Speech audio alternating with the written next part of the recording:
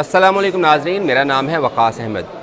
नाज़रीन, गुज़िश्ता चंद रोज़ से पाकिस्तान में एक ख़बर बड़ी गर्दिश कर रही है और वो ख़बर ये है कि पाकिस्तान के एक बड़े सियासी घराने से ताल्लुक़ रखने वाले एक नौजवान सरमायाकार को दुबई में बड़ा माली नुकसान हुआ है। और ये जो नुकसान है ये $100 मिलियन का है, जो कि उस नौजवान ने क्रिप्टो करेंसीज़ की किसी कंपनी में इन्वेस्ट किया हुआ था और वहाँ पर उसका सारा जो सरमाया है वो डूब गया है।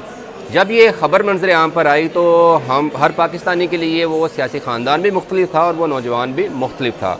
मैं इस व्लॉग में ना तो उस नौजवान की शनाख्त पर कोई बात करूँगा और ना ही उस सियासी ख़ानदान पर कोई तबसरा करूँगा कि उस नौजवान का ताल्लुक़ किस सियासी ख़ानदान से था। लेकिन मैं इस व्लॉग में इस मुद्दे पर बात करूँगा कि क्या वाकई किसी पाकिस्तानी सरमायाकार को दुबई की क्रिप्टो ट्रेडिंग कंपनी में इतना बड़ा नुकसान हुआ है $100 मिलियन का, जो कि पाकिस्तानी 27-28 अरब रुपए बनते हैं। क्या वाकई ये नुकसान हुआ है?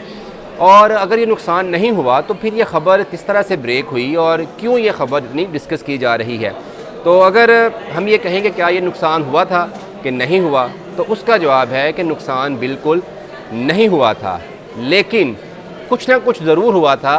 और जिसके बाद ये ख़बर जो थी वो पाकिस्तान में ब्रेक हुई थी, ख़बर लीक हुई थी। तो वो हुआ क्या था? बेसिकली वो हुआ ये था कि जिस कंपनी में इस पाकिस्तानी नौजवान ने या उसकी टीम ने इन्वेस्ट किया हुआ था, उस कंपनी में चोरी हुई थी और उसके $1.5 बिलियन के, जो कि पाकिस्तानी तकरीबन 4 खरब 25-26 अरब रुपए बनते हैं, वो चोरी कर लिए गए थे। और डेफिनेटली जो डिजिटल करेंसी या जिस डिजिटल करेंसी के वॉलेट से वो साइबर अटैक के ज़रिए रकम चुराई गई थी, एसेट्स चुराए गए थे, उसी करेंसी में इस पाकिस्तानी नौजवान ने भी इन्वेस्ट किया हुआ था। तो उसके बाद ये ख़बर बाहर निकल आई कि पाकिस्तानी नौजवान को इतना नुकसान हो गया है। तो ये जो कंपनी है ये बहुत बड़ी कंपनी है, बिटबायकअप इस कंपनी का नाम है। 2018 में ये कंपनी जो थी वो दुबई में कायम की गई थी। बिन जाओ नामी ये बंदा है, बेसिकली ये चाइनीज़ है, लेकिन ये फिर बरतानिया मूव हो गया था और उसने 2018 में ये कंपनी बनाई थी। हुआ कुछ यूँ कि रवां साल फरवरी में इस कंपनी में एक साइबर हमला हुआ इस कंपनी पर, और ये कंपनी क्योंकि मुख्तलिफ डिजिटल करेंसीज जो हैं उसमें डील करती है, तो इथीरियम का जो डिजिटल वॉलेट था उस पर साइबर अटैक हुआ और इथीरियम के जो $1.5 बिलियन के जो एसेट्स थे, जो कि पाकिस्तानी तकरीबन 4 खरब 25 अरब रुपए बनते हैं, वो चोरी कर लिए गए। अब इतनी बड़ी कंपनी में इतना बड़ा चोरी हो जाना डेफिनेटली वो बड़ी परेशान कुन थी। लेकिन इस कंपनी के जो CEO थे या एडमिनिस्ट्रेशन थी, उन्होंने फ़ौरी तौर पर अपने सार्फिन को कहा तो आपको परेशान होने की ज़रूरत नहीं है, हम ये पैसे जो हमलावर थे साइबर अटैकर उनसे वापस करवा पाते हैं या नहीं करवा पाते, आपको ये जो पैसे चोरी हुए हैं ये आपको वापस मिल जाएंगे, तो आप जो है वो अश्योरिटी रखें।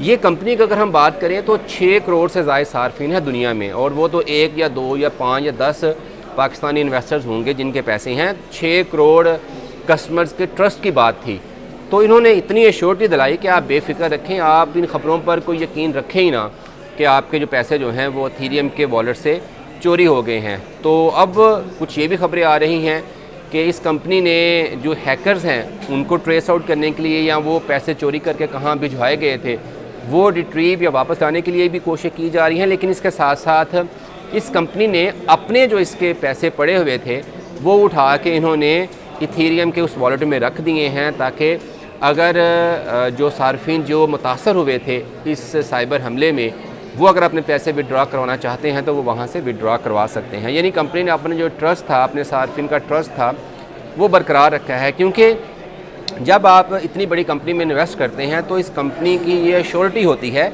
कि अगर कोई चोरी होती है, कोई साइबर अटैक में एसेट्स जो हैं वो आगे पीछे हो जाते हैं, तो ये रिस्पॉन्सिबिलिटी जो है आपके एसेट्स की या आपके पैसों की वापसी की वो इस कंपनी की है, या इस कंपनी की है या फिर उस कंपनी की है, इंश्योरेंस कंपनी की, जिसने इस कंपनी के साथ और इन्वेस्टर के साथ रब्ता किया होता है। तो दोनों तरफ से ये एश्योरिटी दी जाती है इन्वेस्टर्स को कि आपका पैसा महफूज रहेगा। तो इस केस में भी ऐसा ही हुआ था कि जब ये ख़बर आई तो बहुत सारे लोग पैनिक हुए थे। तो मेरे ज़राए के मुताबिक किसी तरह से किसी ने बताया कि जी हमारे भी पैसे जो थे वो इथीरियम में थे, जो एसेट्स चोरी हुए हैं, तो हमारा भी कोई इतना $100 मिलियन के करीब इन्वेस्टमेंट थी जो चले गए हैं। तो उसके बाद कितने महीनों के बाद ये खबर पाकिस्तान में ब्रेक हुई और उसके बाद ये फिर लोगों ने डिस्कस करना शुरू कर दिया कि ये किसका नौजवान, किसका बेटा था, किसका रिश्तेदार था, किसका दामाद था, ये खबरें सारी आना शुरू हो गई। लेकिन मेरी राय के मुताबिक इस कंपनी ने बहुत सारे जो एसेट्स हैं वो वापस लाकर अपने जो वॉलेट है उसमें रख दिए हैं। बहुत सारे लोगों ने, जो इन्वेस्टर्स थे, उन्होंने अपने पैसे विड्रॉ भी करवा लिए हैं और मुझे यकीन है कि जो पाकिस्तानी सरमायाकार थे इन्होंने भी तस्दीक कर ली है कि इनके पैसे जो हैं वो वापस आ चुके हैं। अगर पैसे वापस नहीं भी आए तो चंद हफ्तों तक या चंद रोज़ में ये जो पैसे थे 1.5 बिलियन डॉलर जो चोरी हुए थे इस कंपनी के डिजिटल वॉलेट से, वो वापस आ जाएंगे। तो इसलिए किसी भी पाकिस्तानी के पैसे ना तो दुबई की क्रिप्टो मार्केट में डूबे हैं और ना ही किसी को 100 मिलियन डॉलर का या 27-28 अरब रुपए का नुकसान हुआ है।